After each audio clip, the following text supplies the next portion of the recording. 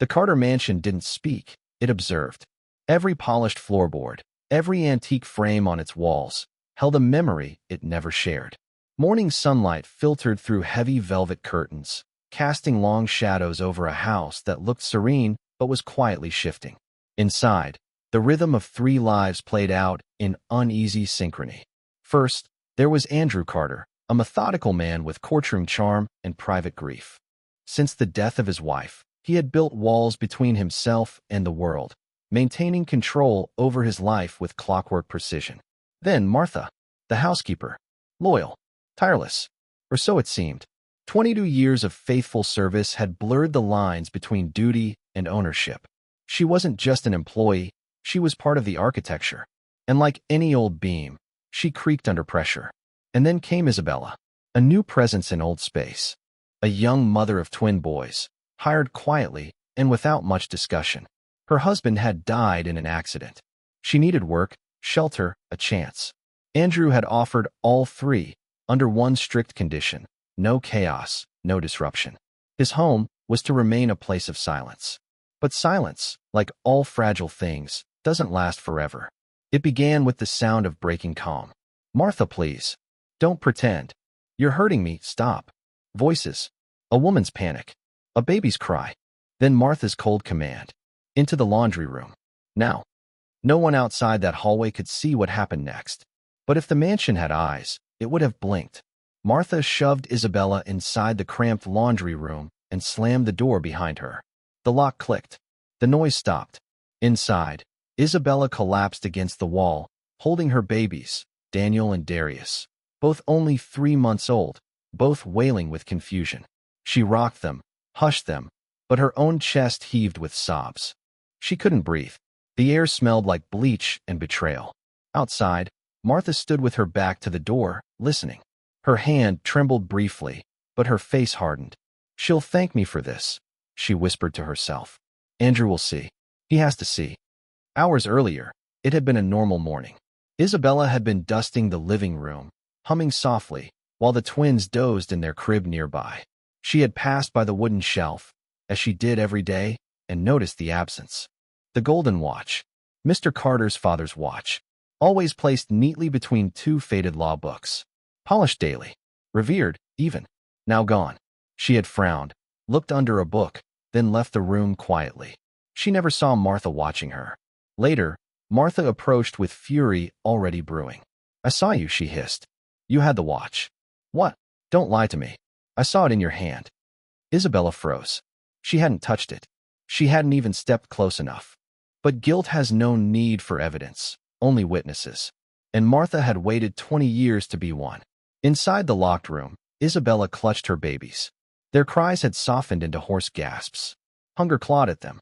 The feeding bottles were outside. Her dignity was locked away, too. She whispered into Daniel's ear. "It'll be okay. Mr. Carter will come back. He'll believe me." But doubt was a slow, creeping tide. What if he didn't? Outside, the hallway echoed with the distant tick of a clock. And then, finally, a familiar sound, the garage door. Andrew Carter had come home early. Martha straightened her blouse, rehearsed her lie, and waited. "Mr. Carter," she began, with grave urgency. "I'm afraid Isabella has stolen something very precious. Your father's watch." Andrew paused, removing his tie. He was tired.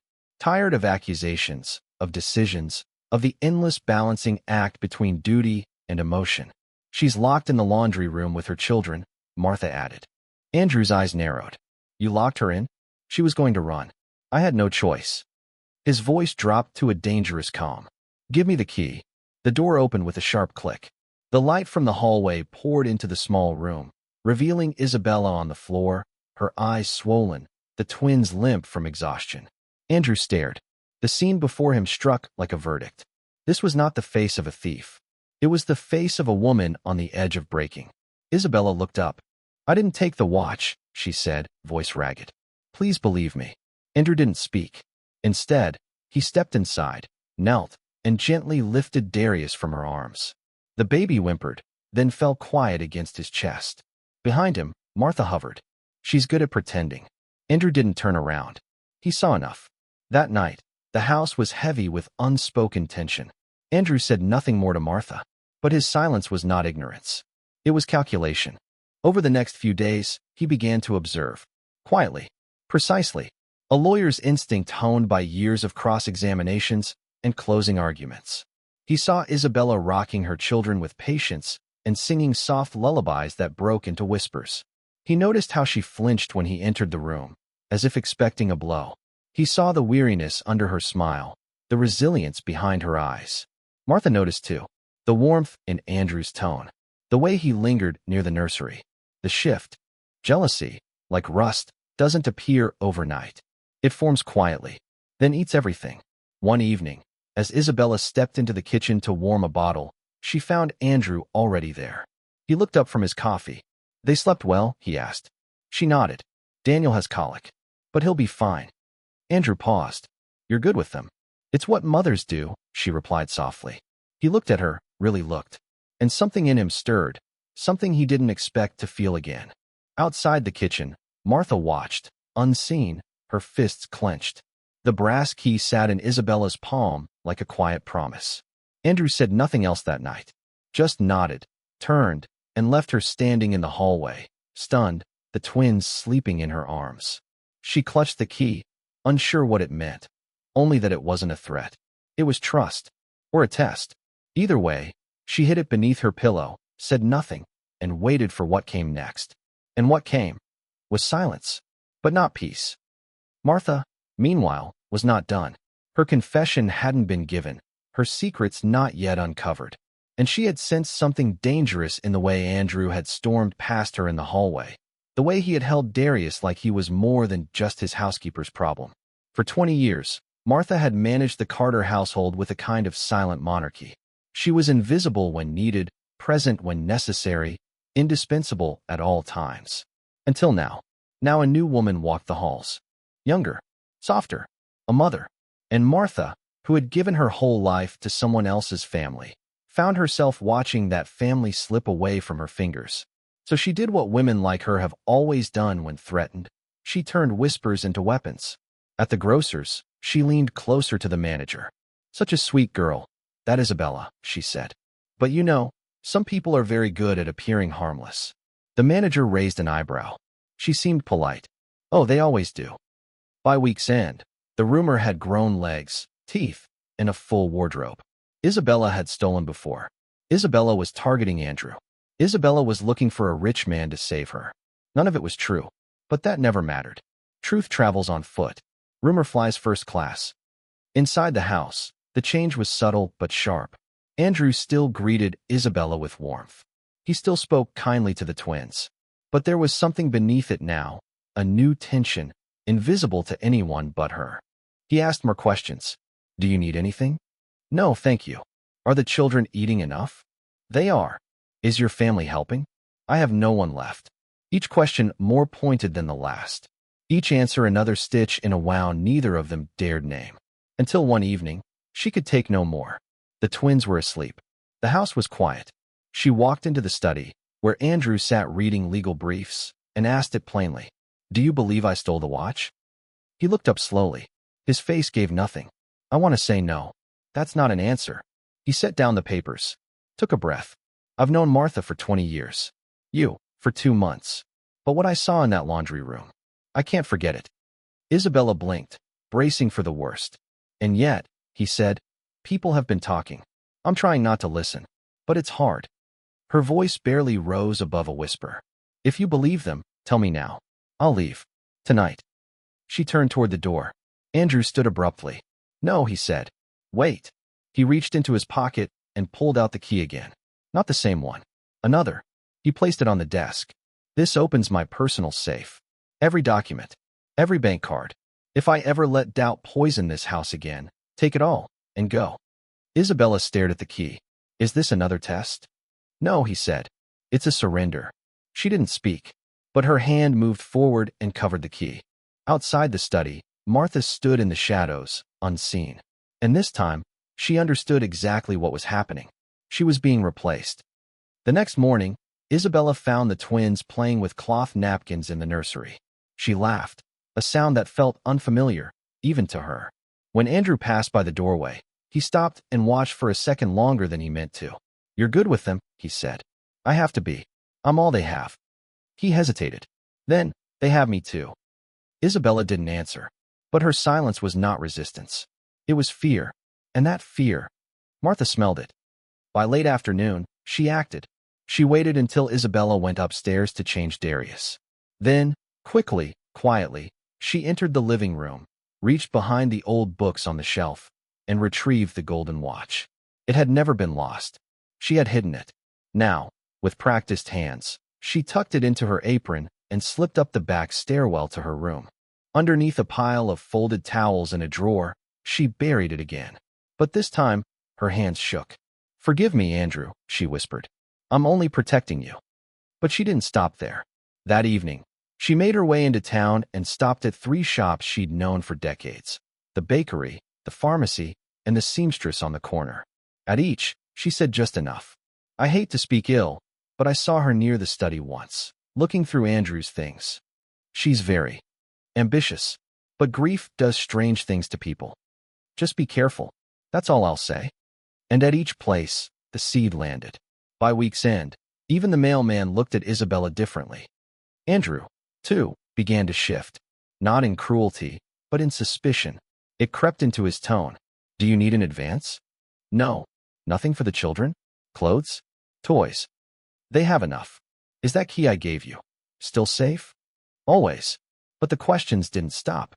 Until one evening, Isabella stood her ground. "If you're waiting for me to prove I'm not a thief," she said, "you'll wait forever. But I won't." She reached into her apron, pulled out the key, set it on the kitchen table. "I don't want to be pitted or tested. I just want to live honestly. If that's not enough, I'll take my boys and leave." Andrew said nothing for a long time. "Then, I'll find the truth." And this time, he meant it. The next morning, he called an old colleague, a former prosecutor turned investigator. "I need to know everything about my housekeeper," he said. "Everything." What came back was a dossier, neatly stapled, 24 pages, 3 previous households, 3 young maids, 3 accusations, no charges, no evidence, just whispers. And Martha, always the one remaining. Andrew closed the file. His hand trembled slightly, not from anger, but from clarity. He knew what he had to do. He showed Isabella the folder in the quiet of the nursery. She read, then looked at him, terrified. "She'll never confess." "She will," Andrew said. "We'll stage it." Her brows furrowed. "You'll leave. I'll pretend to regret everything. She'll come back, and then I'll corner her." Isabella nodded slowly. "And if it doesn't work?" He looked at her, not as an employer, but as something else now. "It will." The performance was set for Friday. That morning, the front door slammed. Isabella stormed down the driveway, twins in tow. "You don't trust me. I can't live like this." "Please wait, Isabella." She climbed into a waiting taxi. The neighbors peered from behind curtains. The engine started. The car disappeared down the street. Upstairs, behind the curtains, Martha smiled. "Finally," she whispered. But the play had only just begun. The storm broke not with thunder, but with a whisper. A voice, half-cracked, playing from a recording device that sat on the inspector's desk. "Yes, I took the watch. I made it all up. Because I love him." Martha's voice. Andrew didn't speak as the inspector leaned back, eyes unreadable. "That's a confession," the inspector said flatly. "False accusation. Confinement of minors. Character defamation. We'll proceed with prosecution." Andrew nodded once. No triumph. Only exhaustion. Behind him, Isabella sat quietly, Daniel asleep on her chest, Darius squirming in the stroller. The stillness between them wasn't fear. It was relief knotted too tightly to show. The trial came quickly. Martha appeared in court without makeup, without bravado, wrapped in a gray dress that had once belonged to someone with more control over her story. She didn't try to look innocent. She didn't even look at Andrew. But when the prosecutor played the audio recording, the courtroom held its breath. Her voice filled the space again. "I did it for him. For Andrew. For what we had, what we could have had." There was no dramatic gasp. Just a still silence, like a held breath before a final verdict. Her lawyer called it an emotional lapse. "She didn't steal anything," he insisted. "There was no monetary harm. It was jealousy, yes, but without real consequence." The judge raised a brow. "No consequence?" He turned a page slowly, then glanced up. A mother locked in a utility room with 2 infants, for hours. Neighborhood slander. A man's integrity questioned. And a woman's name nearly destroyed. All for a delusion. He paused, letting the silence speak. This court does not sentence on what was lost. It sentences on what was risked. The gavel fell. 18 months. And a restraining order. She was never to contact Andrew Carter or his household again. As Martha was led away, she turned only once. Not to plead. Not to scream. Only to look at Andrew. Her mouth moved. A whisper. Sorry. Whether it was apology or regret, no one asked. No one answered. Back at the mansion, the dust of suspicion settled slowly. There were no celebrations. No, I told you so. Just quiet. A deeper quiet than before. One morning, Isabella stood by the window, watching the twins play in the garden. She hadn't sung in days. Not because she feared anything, but because the habit of silence had been trained into her bones. Andrew found her there. He didn't speak immediately. Then, softly, I was weak. She didn't look at him. You doubted me. I listened to the wrong voice. And yet, she said, you still gave me the key. That, he replied, was me trying to fix what I should have protected. She turned. Her eyes were not angry. Just tired. Tired of defending herself in a world that doubted kind women. I need to know, she said. Was it just guilt? Or was there something else? Andrew didn't answer at first. Instead, he reached into his coat and removed a small object. Brass. Familiar. The same key. I gave this once to show I trusted you. Now, I give it to show I belong to you. She stared at the key for a long time.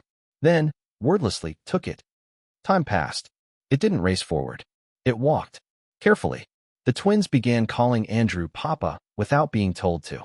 He never corrected them. In the evenings, they gathered in the garden. Isabella reading, Andrew finishing work near the roses. The air smelled of lavender and dinner.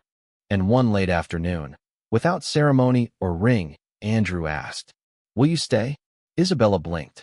I live here. No. I mean, really stay. There was a long pause. I don't want to be your employer, he added. I want to be your home. She didn't say yes. She didn't need to. The wedding happened on a cool spring morning. Small. Private. No string quartet. No designer gowns. Just a backyard, a few friends, and Darius and Daniel walking down the garden path in suits too big for their age, dropping petals like soldiers on parade. Isabella wore white. Andrew wore a quiet smile.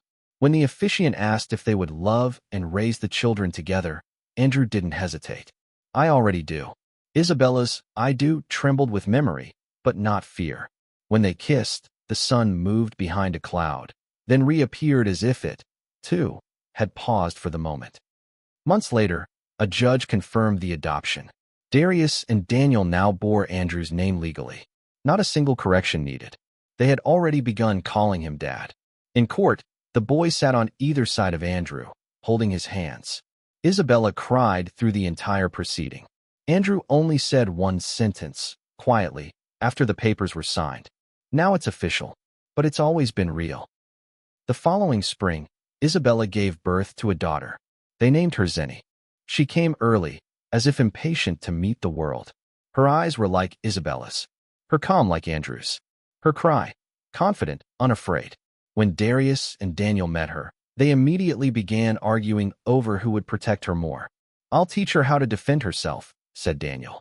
I'll teach her how to avoid boys like you, said Darius. Andrew stood in the doorway, smiling. The house, once filled with echoes of suspicion, was now full of different sounds. Baby hiccups, footsteps racing down halls, soft lullabies that didn't break halfway through. One evening, as twilight settled on the house, Isabella stood on the porch, watching Andrew play with the boys while Zinni slept in her arms. She whispered, almost to herself, "This isn't the life I dreamed of." Andrew heard her and turned. "Is that a good thing or a bad one?" "It's better," she said, "because I never dared dream this far." He walked up the steps, kissed her forehead, and looked out at their children. Neither of them said it aloud, but both knew.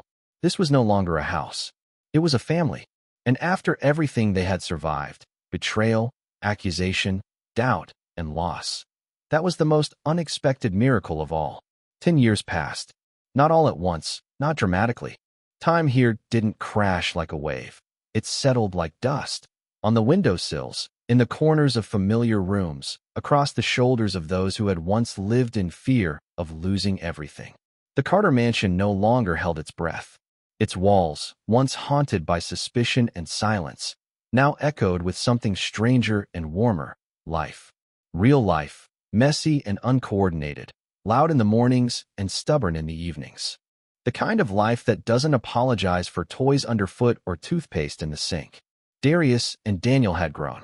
At 13, they were both taller than Isabella, full of energy that often came out as debate.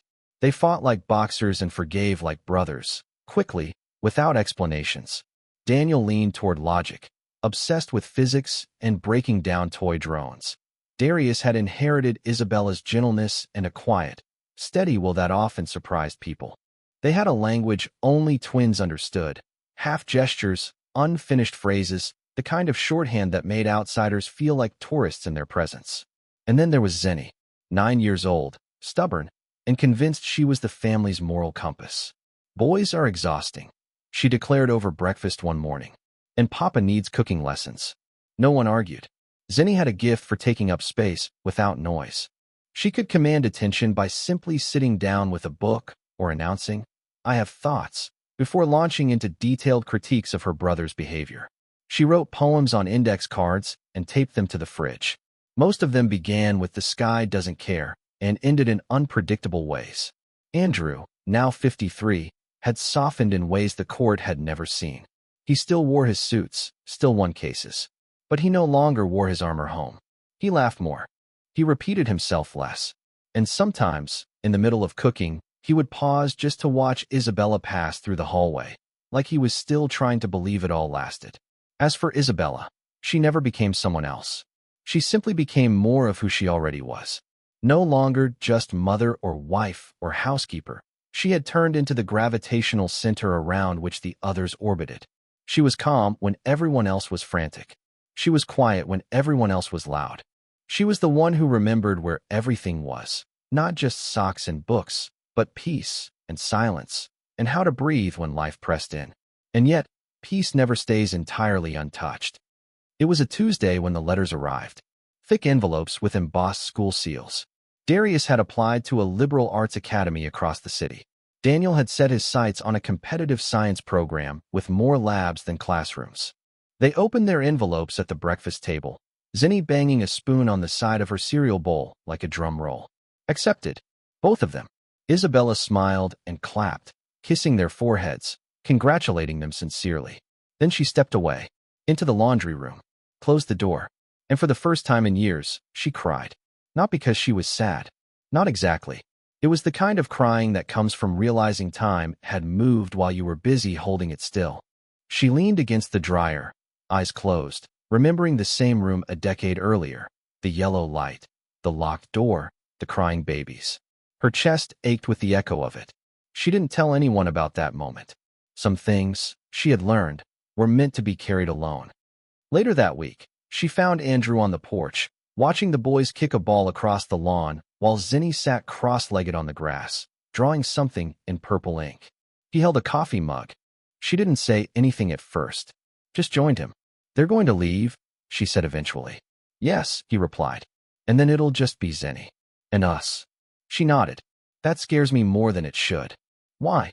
"I don't know," she said. "Maybe because for so long, I only knew how to survive.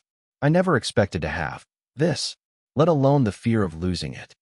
Andrew looked at her gently. "You're not losing anything. You're just watching it grow." "Do you believe that?" "I do." She studied his face, still lined with the years, still thoughtful. There was nothing naive in him anymore. No blind spots. Only the quiet certainty of a man who had nearly lost everything and knew the weight of what he kept. That summer passed in small rituals. Zenny insisted on poetry breakfasts every Sunday, where she read a new poem aloud and forced applause. Daniel dismantled the toaster trying to improve it. Darius painted the garage door by mistake and tried to convince everyone it was intentional. Isabella started writing again. Not much, just small entries, observations, thoughts that had waited a decade to be written down. Some were about the children, some were about the past. A few were about Martha. She didn't write about Martha with anger. The anger had faded long ago, replaced by something resembling pity. Or maybe just distance. She had not seen or heard from the woman since the sentencing. Until the day she did. It was mid-August when Martha returned. Not to the house. She didn't knock. She didn't send a letter. She simply stood behind the trees on the other side of the hill behind the Carter property, hidden by distance, but still close enough to see. From there, she watched. Andrew in the garden, reading a newspaper. Darius and Daniel tossing a ball. Zenny tying daisies together, head tilted like she was listening to the earth itself. Isabella hanging laundry on a low line, the sunlight catching her hair. It looked like a dream. And in some ways, to Martha, it always had been. She didn't stay long. Just long enough to see it was real. To see that they were happy. She said nothing. Waved to no one. Left no message. Only whispered into the wind, with no one there to hear it. I'm sorry. I see it now. And then she left. For good this time. Back in the mansion, Isabella sat on the porch later that night, unaware of the visit. She wrote in her journal by candlelight, Zenny asleep upstairs, the boys arguing quietly behind their bedroom door. Andrew joined her. You're writing again, he said. I never really stopped. He nodded. You were quiet today. I was thinking about how quickly 10 years passed. Did it feel quick? She closed the notebook. Only in hindsight. In the moment, it felt like a lifetime. He reached out, took her hand. You're thinking about her, aren't you? She didn't lie. I am. He waited. I think I've forgiven her, she said. Long ago, actually. It's strange, I didn't even notice it happening. One day the weight just wasn't there anymore. Andrew squeezed her hand gently. Maybe that's what healing is. You don't always hear it arrive. They sat like that a while. No more words. Just the sound of crickets, wind in the leaves, and the distant thump of teenagers who refused to sleep. Isabella smiled. We built something real, she said quietly. No, Andrew replied. We became something real. Time didn't stop, it just changed clothes. The mansion that once saw suspicion, heartbreak, forgiveness, and love had mellowed into a living memory. The walls no longer carried the weight of old secrets, only echoes of laughter and the soft hum of daily life. Darius and Daniel turned 18 and left for college in opposite directions. Daniel to a tech university upstate, Darius to a liberal arts college by the coast. The night before their departure, they stood in their shared bedroom, now stripped of posters and shoes and the chaos that once defined it. You think they'll miss us? Daniel asked. Zenny will pretend not to, Darius said. Then write us letters every week. He was wrong. She wrote every 3 days. Isabella cried the day they left, but not in front of them. She waited until their taxi turned the corner, then sat on the edge of their old bunk bed, touching the worn wood like it could remember everything. Andrew didn't say much, just handed her a mug of coffee and sat beside her. Sometimes presence said more than comfort. Zenny filled the space her brothers left behind with her voice. At 13, she had grown into a fierce, articulate force with opinions on everything and a knack for reminding her parents when they were being hypocrites. You two always tell me not to eavesdrop, she once said. But you were whispering about Aunt Felice's nose job loudly. She sang while doing math, painted quotes on the bathroom mirror, fell in love with astronomy, and told Andrew that one day she'd leave Earth just to write poems on Mars. He started calling her Commander Z. Every Friday night, the family tradition remained intact, dinner in the garden. The table was longer now, sometimes joined by neighbors, visiting friends, or stray students from Zenny's school who had nowhere else to go. Isabella always cooked too much. Andrew always burned the garlic bread. Zenny always rolled her eyes, but secretly loved it. One golden evening, while grilling peppers, Andrew asked, Do you remember the first time we sat out here like this? Isabella did. The roses had barely bloomed. The children were tiny, their hearts still mending. You were quiet that day, she said. I was terrified, he replied. Terrified that I'd mess it all up. And did you? Andrew smiled. Only the garlic bread. Years continued to unfold. Zenny entered university, majoring in astrophysics and literature, refusing to choose between planets and poetry. She sent long letters home, sometimes serious, sometimes ridiculous. Dear Mama, today I realized Jupiter is basically the class clown of the solar system. Also, I think I like a boy, but don't worry, I'm smarter than him. Love, Z. Isabella framed that one. The house became quieter, but not empty. Not ever. In the afternoons, Isabella walked the garden alone, touching each rose bush like an old friend. Her steps were slower now, her hair streaked with gray, but her presence had only grown stronger. She had become, without announcement, the soul of the place. And Andrew, still sharp, still witty, had grown into the kind of man who read aloud while she rested, who remembered anniversaries without help, and who still, after decades, looked at her like she was a mystery worth solving. One evening, they sat in silence as the sun slipped behind the trees. Isabella opened her old journal, its spine barely holding, pages full. She flipped through it, touching names, dates, fragments of herself from years gone by. Then she wrote, "The greatest wealth I've known wasn't safety, or comfort, or even love. It was the moment I realized I no longer feared losing any of it. Because what we built, this family, this home, wasn't built on conditions. It was built on choice. Again and again, we chose each other.